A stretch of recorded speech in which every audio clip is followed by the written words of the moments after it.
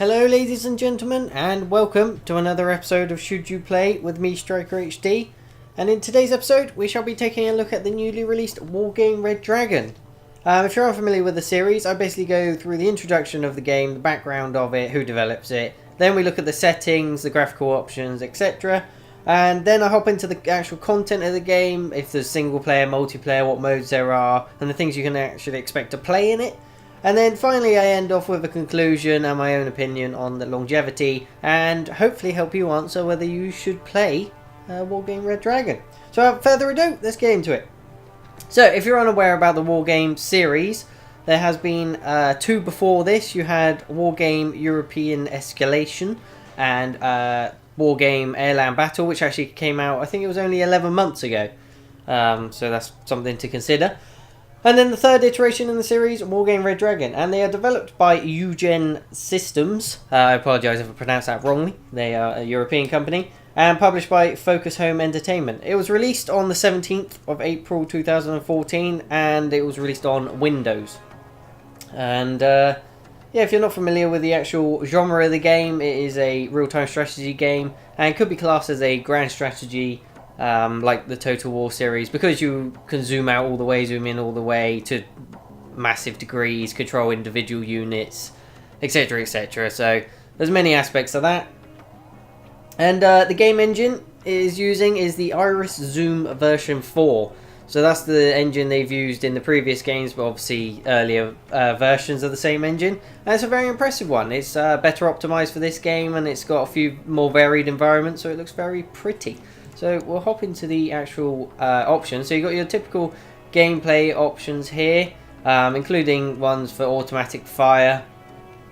So that's just your preference really, and they can be useful. Language settings and things like that, as well as touch settings if you had a touchscreen monitor, which would be pretty interesting. As well as loads of interface options, which is pretty nice.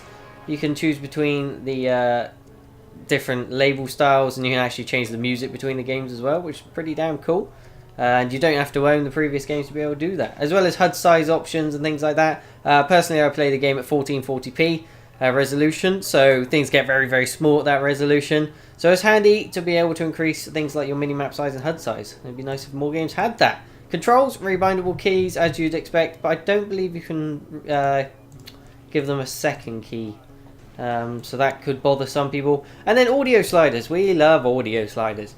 Many AAA games still lack them. However, this game has them all. All the ones you could ever want. You can change the music, the sound effects. Sound effects can be pretty important in this game. You can tell when your units are in trouble, when they're being shot at, when someone's firing across the map, firing a huge barrage of artillery. So that's very useful, and also the music's pretty good. And this is what I mentioned before. You can change between the soundtracks for each of the games, and you can even have them all on at once. Video options, there is a plethora of video options. As with the previous games, you have presets, you have your resolution options with the different size ratios, as well as full screen windowed and Windows full screen. You can even change what screen it's running on, so I got two monitors set up, so I can change between them, which is pretty handy for some people. A lot of games lack that, as well as gamma correction and VSync.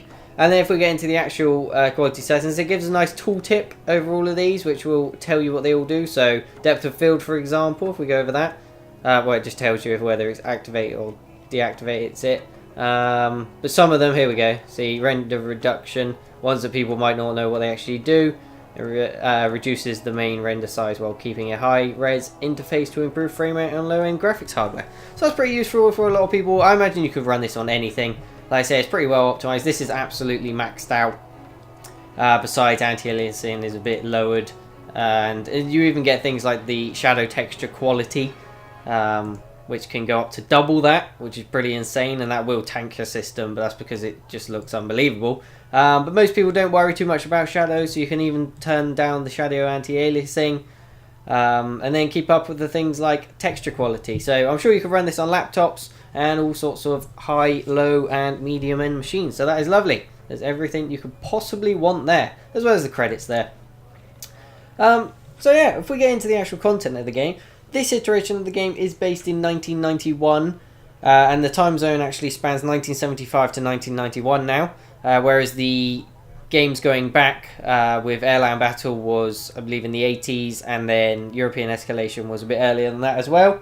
So this is the later one, so you got the newer units. There's also prototype units that they were designing at the time. I still want to see a modern day one, so hopefully the next one will be.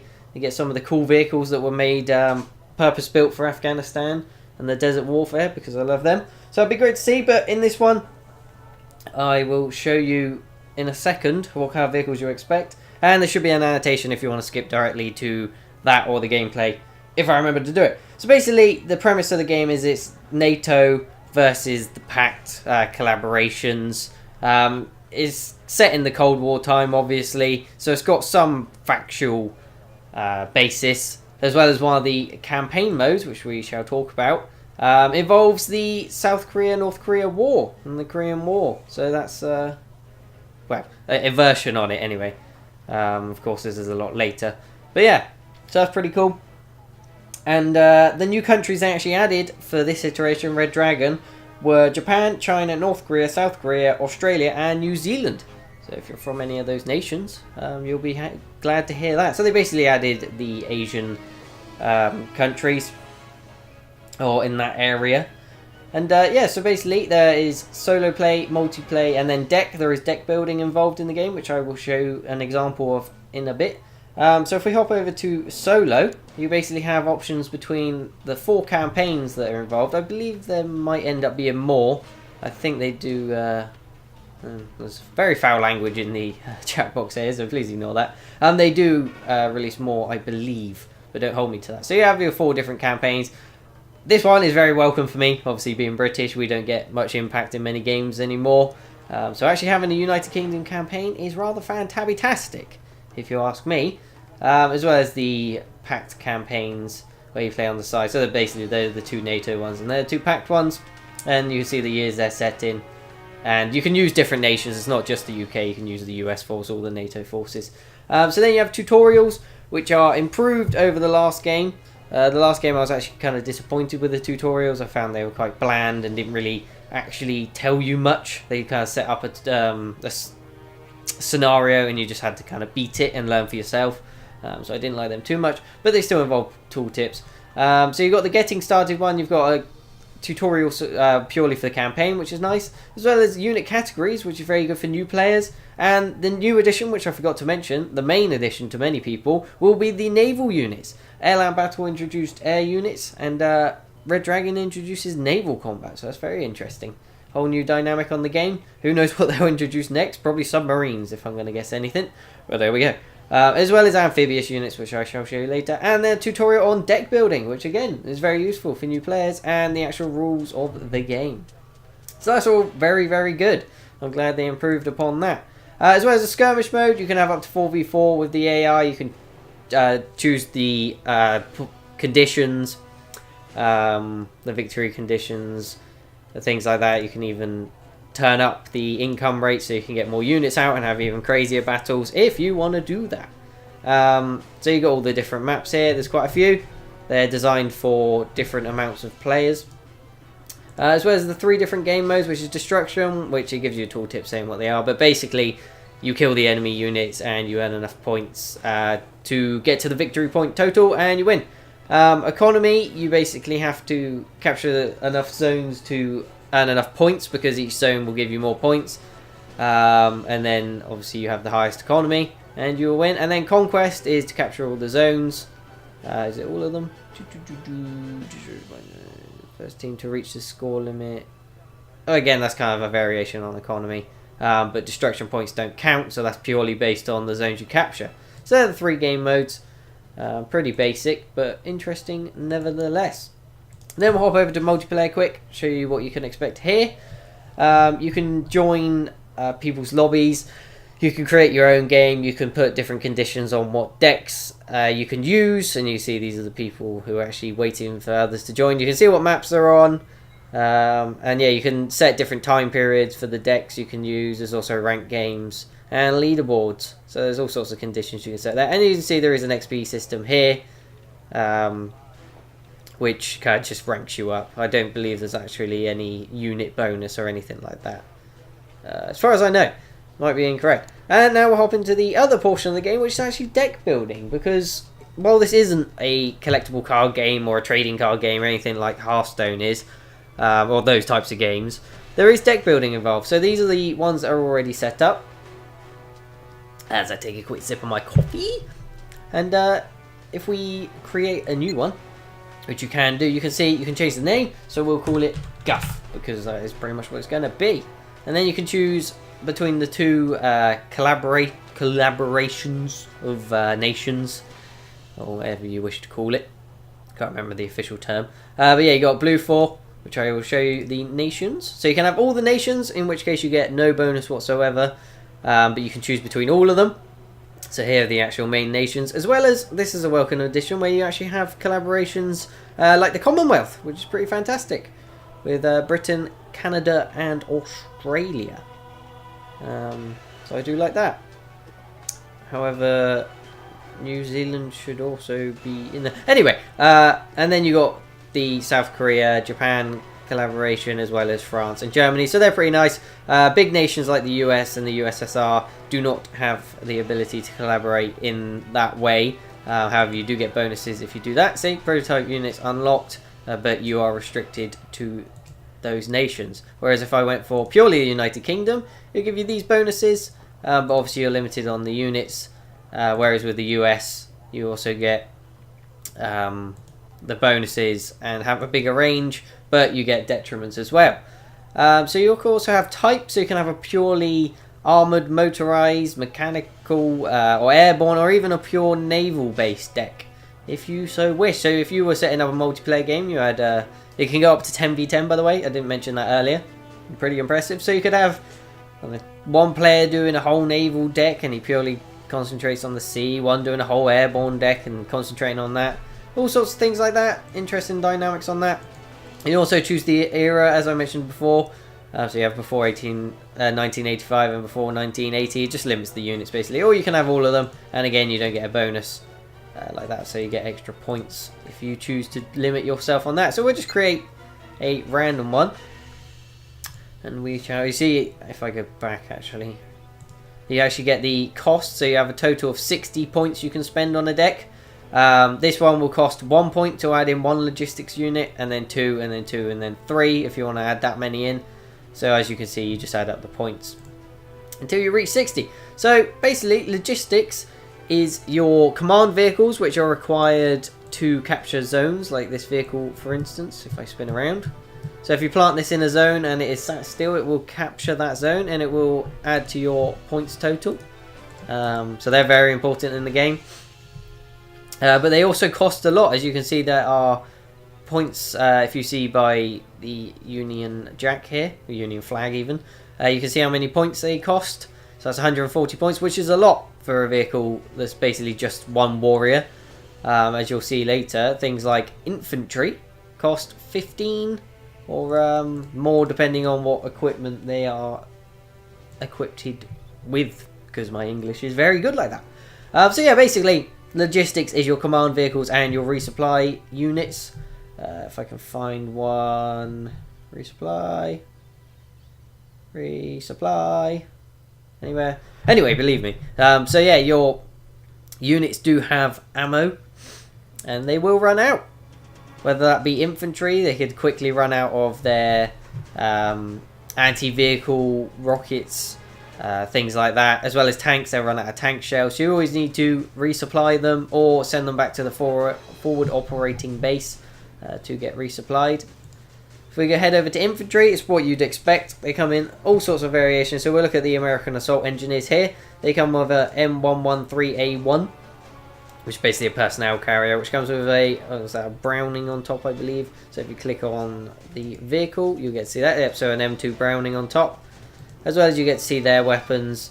So they come with the M202 Flash, which is an anti-vehicle rocket launcher, as well as the standard M16. And if we hop across, you'll get these Assault Engineers, which come with an upgraded vehicle, which probably has upgraded speed or stealth. As you can see down here, there's all sorts of stats. But yeah, I can't remember where I was. I think I was talking about stats. So if you notice down here, you have things like the size of them, which obviously makes them harder to spot, as well as stealth, which again, harder to spot, as well as training, because you get rookie units, trained units, hardened units, veteran units, and elite units. So basically, if you selected to put trained units in your deck of this particular unit, you could put out on the battlefield up to 12 during that game.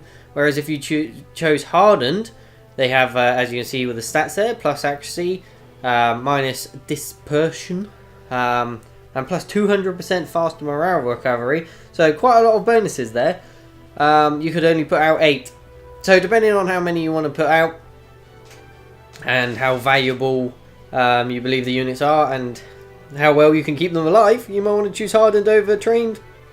They cost the same to put out on the battlefield. However, like I say, you can put out less of them and you will definitely not want to lose them. So that's basically some of the infantry. If we just look at the Canadians here, Canadian Airborne, they come in on a Huey. So of course you can get them out quicker, but it's more vulnerable to getting shot down, and then you can get some more heavily armed vehicles for them to come out on as well. So there's all sorts of variations in that. We'll hop over to support units. So you have a nice look around here. The nice 3D models as well, as you'll notice. I'm sure they can move. I'm sure they can in the other game, but anyway, I'm probably being dumb. So yeah, this is support tab. Is basically your artillery. So you get the self-propelled howitzers here. Some pretty beefy ones, and artillery can be very powerful in this game if you use it correctly. So you even get smaller ones which fire mortars, as you can see here, and then various upgrades and downgrades on those particular vehicles. They tend to have they tend to be designed a few years later, have faster speed, more fuel, things like that. It can be very minor improvements, but as you can see there, it actually comes with a extra gun. The F1 or FL or whatever the hell that is. And then you get some weird obscure ones like this, some pretty crazy units. So it's a very interesting tab, as you can see. And you want to keep these back because of their ranges. You want to keep them back towards your base, your forward operating base, so they can get resupplied as well. And they can be very deadly. Here's some of the British ones. The Abbott is pretty effective. This is one they've actually added into this game, as well as these, which are just basic mortar units. So yeah, that's basically your artillery, as well as your anti-air, as you can see there. You've got the Roland 3 missile, and we'll get onto air units later, but basically they're very expensive and you kind of want to take them down if you can, and they're also very effective if you don't take them down. So, and here we go. If we go on to the tank tab, that's what you imagine. They are tanks, they have turrets, they have big guns, and there are many of them. Yeah, all sorts, from the Leopard, which is actually a German tank, to the Centurion, which is a British tank, and then all the different nations' own tanks. As you can see, if you're into your military history, you will love this game, I can promise you that. And you got, with the Abrams, you've got 4 different variants of the Abrams itself. If I could see, yeah, so that's a 1989 one. If we go back to this is a 1981. So as you can see, the stats change as we go across. The accuracy increases, the weapons change very slightly, and all sorts of things like that. And again, you have the trained, you could put out 4, which isn't a lot in itself during the battle, so they're very valuable. Or if you've got hardened ones, you could put out 3. So tanks are what you would imagine. And then reconnaissance, which again is what you would imagine. The US have some very overpowered reconnaissance. They have a Cobra. Normally reconnaissance is something like, if I go for the, just quickly, like the Ferret, so it's a very lightly armoured tiny vehicle. They're normally very quick. Again, there's another Ferret. And the Spartan, things like that. As well as the Gazelle, which is there. The different variations on that. So they're normally very quick. They have normally very good optics. If we find one, exceptional optics you see on the Rover Pinky, which is an incredible name, I might add. And they have different armaments. Some will be quite well armed and armoured, but you don't normally want to get them into conflict. So you're better off just getting some cheap ones, like the Squirrel. Well, reasonably cheap anyway, and sending that out and trying not to get them killed, because they're very important. If you cannot see the enemy, you cannot shoot the enemy. And your typical vehicles have pretty bad optics. Most of them, tanks obviously, have improved ones over things like infantry. So yeah, they're very important in the game. If we hop over to vehicles, these are basically everything that isn't a tank or an artillery piece. So you have the Centurion. It kind of is a tank, if I'm honest, but the howitzer, I believe, makes it not a tank, if I'm correct. But anyway, you get more traditional vehicles like LAVs, which of course aren't tanks, and the armored personnel carriers, as well as the Striker. That's a pretty cool gun. Vehicle even with the swing fire wire guided missiles, as well as something that looks straight out of German's World War II tanks. So there we go. You get all sorts of weird and wonderful vehicles, including Jeeps with rocket launchers on. So there we go. That's the vehicles tab. All sorts of weird and wonderful things that don't fit into the tank tab. So there we go. I mean, look at that. That's all you need to know, really. That is rather fantastic. So there we go. There is actually, if I get my, where did I put my, right, no, I've lost my thing, my stats book, you see. I have a stats book. There is 1,200 units in total now. So like I say, if you like your military history, you will love this game. So I'll hop over to the helicopter tab, which is again exactly what you think it was. And if we look at the Super Cobra here, you get the two different variations with different missiles, different armaments, things like that. Progressively get better, but also more expensive. So if we looked at that, that costs 45 points, whereas that costs 80. Very big difference. And that will also grant the enemy more points when they kill it. So that's definitely something to bear in mind. So there we go. You got massive ones like the Seahawk, which is actually has, I believe, oh no, they are anti-tank. You do get anti-ship vehicles because of course the naval combat now. So if we hop over to air, I say hop a lot, I know. You get all the impressive aircraft of all the different nations, like the Thunderbolt, obviously an anti-ground one. You also got anti-air ones, things like the Voodoo. There are some very impressive looking planes, and you can see how well modelled they all are. They are very highly detailed, true to life. Not all the stats will be true to life because they have to balance the game, of course. But yeah, you have all the different nations' airplanes, and they're pretty awesome. I don't believe there's anti-sea ones here because if I believe if I go over to the Navy tab, then how can I filter this? I'm not actually sure how you filter it, but basically, with the Navy, it also includes the amphibious vehicle. So you can see here, there's an LAV that's amphibious, so they can transport troops, as well as the actual ships themselves. And they basically come under NATO as a whole, so you kind of have to know your stuff to know what nation they're from. Obviously, a lot of them are going to be from the US, the UK, France, and the typical countries that have the biggest navies, or at least dig back now, back then.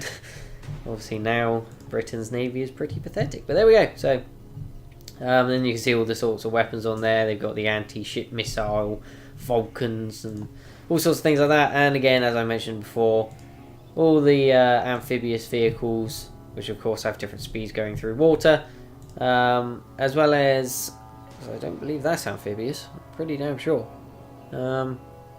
No, it's not, but basically it's the vehicles in here that can fire at ships. So if we look at this, the tram, is it called? Tram Intruder? I thought it was called an Intruder. There we go. So that's basically an anti-ship plane.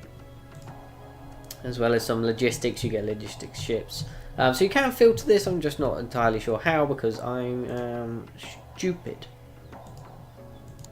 There we go. So as you can see here, you have the well, this is all of them basically, but if we go down to, so you've got all the different ships here, Coastal Support Command. There's also ships that can go up the rivers, vehicles that can cross rivers, all sorts of dynamics on that. But before I waffle on for too long, I don't want to make this video too long, we'll quit out of that. And that's something you can experiment with, and a lot of people will like min-max it and have the best decks, which is why multiplayer can be a bit intimidating. But for now, we shall hop into, I'll show you the campaign quick. If I hop into the South Korea campaign, they have a little background on the story. In case you don't want to spoil anything, I'll skip through it all. There's also an introduction cutscene now, which is stylized, and there's characters which will chat to you and explain what's going on. And if you see here, it's very well modelled. Of course, they have the land, and because of the naval combat, you also have the sea. And you get points to spend like in the main game, in the actual battles, but you can spend them on support, so you can like recon an area to see where the enemy are. You can order a bombing run on the enemy, so when you go in and fight them, they will be weakened. All sorts of things like that. It's very interesting. You choose when to attack. It's like a board game in many respects. So you can choose where to attack, when to attack. You've got all your different brigades. That's not actually the right word. Battle groups, even. There we go. There for you to choose from. It shows you what's in them. You have morale points and all sorts of dynamics like that. So it's very interesting. It's definitely something I'd recommend getting into. And I just ended the turn because I'm done. But most RTS games, and I will mention this again at the end, their single player tends to be something that, if you left my game, I would kill all your... Damn it, Kim. So there we go, that's the community for you. But yeah, most RTS games have a kind of forgettable single player element. They tend to just be a basic campaign that's kind of bland, unless it's StarCraft, which is pretty good. And then they have the typical skirmish mode. But in this game, I would recommend actually buying it purely for the campaign. And then once you get good at it, you can hop into multiplayer, which I say is a bit intimidating because people are pretty hardcore at that. They know exactly what they're doing. They know the best mix of units, but it's fun nevertheless. So we will go into a skirmish and finally get some gameplay. So I'm just going to go with a random pre-made deck. How about that? How about that? Let's just start that. Obviously, select your map and all sorts of things. But I basically just want to show you what it's all about. So here are the different zones.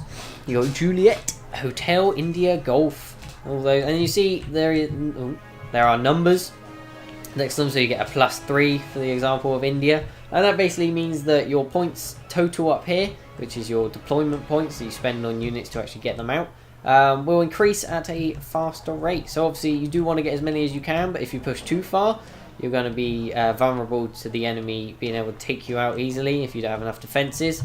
However, as you see here, there are villages and towns, urban environments. As you see, it's kind of an Asian setting now, so there's some lush forests and things as well, as you see here. And you can see the visuals as well while I'm doing all this. I mean, some first-person shooters don't even look this good, so there we go. Take that how you will. And as I said, the game runs very well in general. But yeah, if you get infantry into these areas, you can see they're all zoned differently, so you basically get infantry in each one of these blocks. Then they are very powerful because of course they hide in the buildings. Any vehicles driving through or unexpected enemies will get annihilated. So yeah, infantry in this game are very important. You might think, well, you could just get a load of artillery and tanks and blow the enemy up, but nope, there is a lot of dynamics to this game, which unfortunately I probably won't be able to show you because I'm awful. And because I don't want to waffle on for too long, you want to go and watch some gameplay videos. And I recommend ICMB Raptor, I believe his name is. He does a lot of Wargame videos, and they're rather fantastic. So I might put his channel in the description if you want to check it out. But I'll quickly show you some of the environmental graphics fidelity, and it is incredible. As I said, not many RTS games look this good. And it's nice to see one where they have put so much effort into it. So yeah, and then you can zoom out all the way to here, and it still looks good. And then you can zoom all the way down to here, to bush level. So there we go. So basically, you have a forward operating base, which you can send units back to get resupplied. You have, this is a command unit. You can basically place it where you want. So you need one of them to be stationary to capture the zone. So if I didn't have this in Juliet, it wouldn't be captured, so I wouldn't get the bonus from it. And I wouldn't be able to bring in units either, because as you can see here, this is where the air units will come in from, and this is where land units will come in from. And other zones, I don't believe any of these actually, but some of them have more arrows coming in. So say you captured Gulf and it had arrows coming in, you could actually get units in from that direction, meaning they had a shorter journey to take. So that's another tactical thing to take into consideration. And so basically you got your logistics. So this is the pre-made deck. So we probably want to get, another command vehicle, which is a Puma, with infantry in. So you actually have to make them disembark to capture the zone, as well as some cargo. So we'll get them at the back when we need them. And I'm not going to do this properly, guys, but basically I'll show you the kind of things you'll want to look for. So if we get some, what vehicle is this? We don't want that. That's a weird vehicle. Black Hawks. Let's get some of these French guys. So you see the weapons they have. This is an anti-ground weapon they have. So we'll get 3 of them. We'll probably push into one of the towns. So plonk them down. Infantry, as I said, very important in the game. Probably want to get some anti-air infantry as well, if we have any. Very helpful, because we don't. Basically, so that's the thing. Let's get a couple of these Swedes as well. And then we'll go over to support. If we got a... Let's go for some artillery, just so I show you a bit of that. So you've got the anti-air ones with their massive rockets on the back. But we'll get a couple artillery pieces. The ranges on these are, of course, massive. You can see the map is massive, so, of course, it's not going to reach over to, say, Charlie. It'll probably go to Echo or thereabouts. Again, you can see all the stats and the different ranges when you hover over them. Tanks, very expensive, very valuable. Don't usually want to bring them out at the start, but I'll do it for the sake of the video, just so I can show you some of the models. And then we got reconnaissance, as I mentioned before, very important. We shall simply get a helicopter, we'll send that out. And again, this isn't how you're supposed to play it, this is just how I'm doing it for the video. We'll leave these for now. We got Humvees with tow missiles on top, that's pretty awesome. Apaches, I think we've got to get some of them. Get a couple of Apaches, see if we can get them involved and show you that. And with the air tab, with helicopters, you send them out like normal units. However, with the air, if I got a German Tornado to come out, you basically get this air support panel, or airport panel, whatever they want to call it. And sorry I got the sniffles, the hay fever is wrecking me. Sorry if that annoys you, it annoys me too. So basically, you call these out at certain points. So if I actually just quickly launch the battle, and for the sake of it, oh, I can't actually use it at the moment, can I? Because this is not captured, because of course I need to unload these. So you can see the helicopters currently on the ground, you can order them to land. And there we go, the command units, we'll just get them to go into the forest. Hello? That was weird. And now they've actually added 3D models here. I kind of don't like that, but some people will like that. So when you hover over the units, you can actually see what they're doing. So if we actually look at the details on some of the units, here you can see, well, the Pumas. As well as these personnel carriers, and as you can see, they are very, very highly detailed. All sorts of animations going on. We move them along. You see, listen to the sound effects. Sound effects are probably the only lackluster part of the game, in my opinion. I feel like they could have a bit more impact, a bit more variation. But you see the suspension moving, all sorts of realistic movements going on. As well as if I click on the Sheridans and I got them to fire there, you can see some of the annihilate that piece of ground. So you see the effects on the weapons are very good, but again the sounds kind of let me down a bit for me. You see some of the shots missing. There's also environmental damage. It all looks very nice. So we'll get these guys to move quickly down to here. So you've got the move fast option, which basically means they should take the road. There we go, and obviously vehicles travel faster on the road. We will get the infantry to also move fast into the town. And our other infantry can move fast over to here. We'll see if we can get them to move. Have a quick look at the Apaches. I'm sure everyone wants to see them. You see even the heat effects coming out of the engines. And you even see the pilots. So as far as RTSs go, it is a very good looking one. I know I moaned about the sound, but the music in general is very good. It ramps up and ramps down as the combat takes place. There's also different sound warnings, like that, for instance, when an enemy captures that, as well as a kind of alarm sound when the your units are under attack. What is even in this Puma? Oh, yeah, some of my other command units. We'll get that to come over to Hotel. See if we can capture that. See them taking off. There we go. Look at it. There is a way you can actually... Oh, there we go. Follow the unit. Pretty cool. Again, guys, the graphics, incredible. Pretty much unrivaled, to be honest. And they have improved upon Airland Battle. As I said, it only came out 11 months ago. So people will feel a bit cheesed off by that, I'm sure. But they've made many improvements, and I will speak more about that in the conclusion. So, what shall we do? I probably want to get these guys to come up here, because the enemy's going to be coming pretty soon. Maybe try and attempt to get them in there. That could be a thing. I'm not sure how well that's going to work, but we'll give it a go. We'll get the Sheridans to move up there. Puma, need to unload, so watch him do that if you want. Show you some of the close-ups. You wouldn't want to play like this again. I keep mentioning it. It's not a proper way to play. But for the sake of the video, I know you guys probably want to see some of the visuals. See what it's all about. And obviously because I'm moving them, it's not captured. So you also have formations you can use. So if I selected the Sheridans, for example, I can get them to regroup, spread, or split. So that will split the Sheridans into two. So I can put one over there, and they will split. One will stay there. And I actually lied. I told them to spread now, but there we go. So you can split them into a couple. We'll also get the tornado to come out, as I was speaking about earlier. You will see it fly in. There we go. There is the tornado. Yeah. Zoom in on it. I don't know how you actually lock it on. I'm sure there's a way of doing it. I'm just dumb, as always. But there we go. So that's flying in. I'm also getting artillery right now. But if we see if we can take out their scout, get that. Hopefully, they don't have any anti-air. Get that tornado to swing round. And here we go.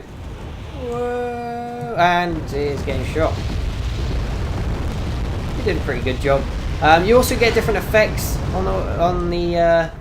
So as you can see there, it says stunned. So that's one of the effects I mentioned. They just artilleried the hell out of me. So we're gonna get this Sheridan to get out of there just for the sake of it. That was horrific, to be honest. Oh lordy! Wow, what was that? Well, that just wrecked my day. No, it wasn't that. It was whatever's there. I didn't even bring my scout up. Well, that is how professional I am. That's why I can't see any of the enemy. And, so there we go. As you can tell, it's pretty hard to talk and play this even slightly properly. As you see, my points have skyrocketed, and it tells you the bonus you're getting from the zones you have captured. Of course, I could just call in a mirage for the sake of it. It shows you where it's coming in from.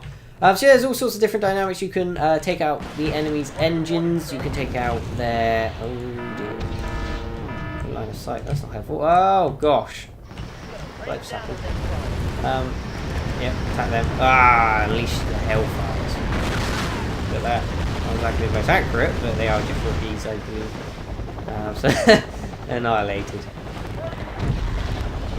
Yeah, well that worked. Luckily they don't have any anti-air there. So that actually worked very, very well. We'll get them to back off a bit. Get our scout to come up here.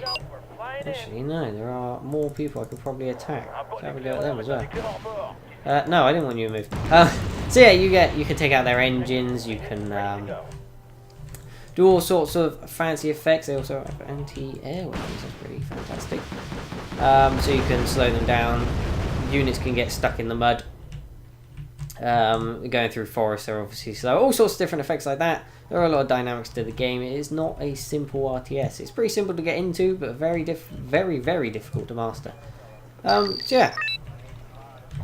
Where is my Mirage? There it is. Let's see if we can get that tick out there. Oh, I see vacuum. So basically, each unit has fuel as well. As you can see, that symbol says it's out of fuel, so it's got evac to refuel. And as I mentioned, there are supply units. If we look at my Apaches, they only have 24 of their 76 Hydra missiles. Sorry, the Hellfires are the other ones. So the Hydra, the just spray and pray ones, really. They run out of ammo, and you have to send them back to the FOB or get a supply unit to come out and resupply them. Can that actually attack that? That is not handy at all. Oh dear. Oh dear, oh dear. So I believe that can actually attack me. I'd assume it could, or the AI is being pretty dumb. That can't attack me, can it? Huh. Oh well. The Apaches are going to go mess its day up. So yeah, there's loads of dynamics. You can get your units to land. You can turn off various weapons if you don't want them to waste their ammo on certain targets. Because of course, if you didn't want them to bomb it, you wanted them to, or not, you wanted them to use their cannon instead of their rockets. You could do so, as they are doing there, very successfully. You need the tail rotor checked. That is not good. So yeah, that is the basics of the game. There are a lot more dynamics and things I am not pointing out because, of course, I'm rubbish. Is that anti-air? Where is it? Is it? No. Well, there we go. It's dead. As you can see, the points go up. So I have 340 points. I'm currently in the lead. This is destruction game mode. So the first to 3,000 points will win unless the time runs out, which is on an hour currently, so it probably won't. In which case, it will be a draw. They're currently out of sight. Let's just see if we can see a bit more destruction before I quit out of this. They've run out of missiles, haven't they? Or no, they are running out. Come on, let's go.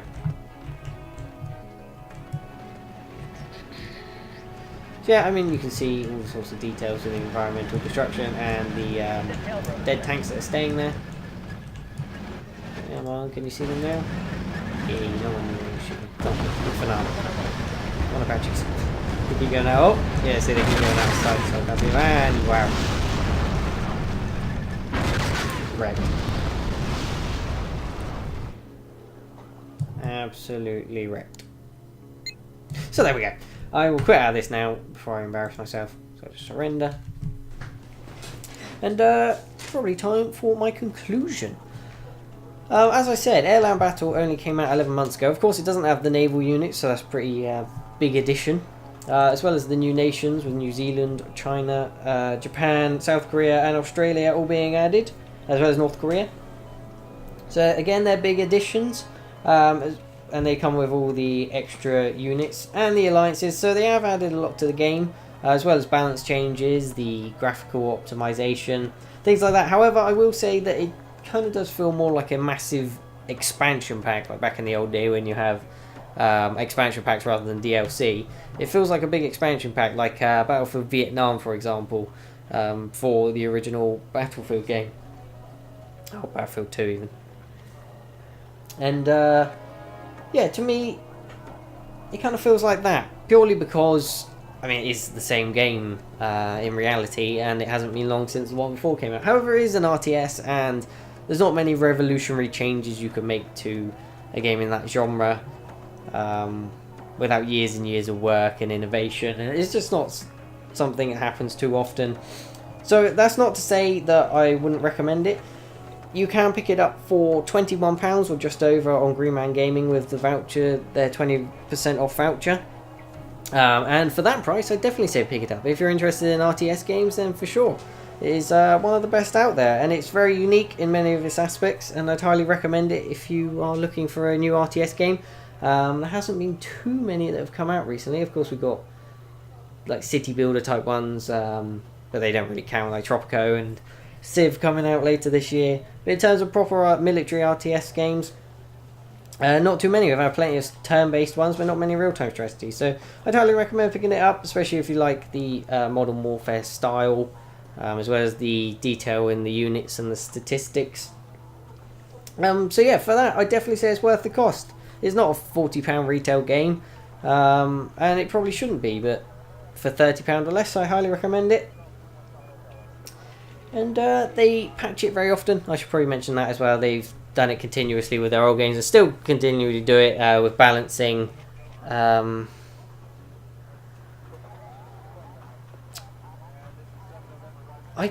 The community. Please ignore that. So yeah, they will patch it constantly. The stats will change. Things will be overpowered to start with, and they're very good at updating it and giving various fixes to the game. So, in my honest, humble opinion, I very much do think you should play Wargame Red Dragon. Thank you for joining me. If you enjoyed the video, please leave a like and let me know what you thought. Nuclear missiles are irrelevant. Africa, corruption, the internet, USA, freedom, America, freedom, even freedom, Wedwagon. Let's end on that, Wedwagon. There we go. So thank you for joining me, and have a good day.